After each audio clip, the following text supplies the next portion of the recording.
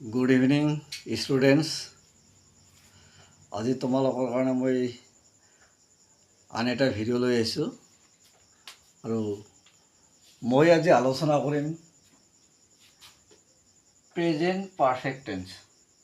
হয়, present perfect tense কি এই বিষয়ে মই আলোচনা কৰিম, তোমালোকে ভালকৈ মনোযোগ দিবা। প্ৰেজেণ্ট পাৰফেক্ট টেন্স কাক বোলে? কোনো কাম অলপ আগত সমাপ্ত হোৱা বুজায়, বুজিছেনে? আৰু অসমীয়া বাক্যৰ পিছত কি দেখিব? ইল, ইলা, ইল, নহয়? আৰু ইয়াৰ পেটাৰ্ণটো কেনেকৈ হ'ব? ছাবজেক্ট প্লাছ হেভ বা হেজ প্লাছ ভাৰ্ব। ভাৰ্বটা কি থাকিব? পাষ্ট পাৰ্টিচিপল হ'ব লাগিব। আৰু পিছত কি থাকিব? অবজেক্ট থাকিব, নহয়? মই এটা উদাহৰণ দিছোঁ।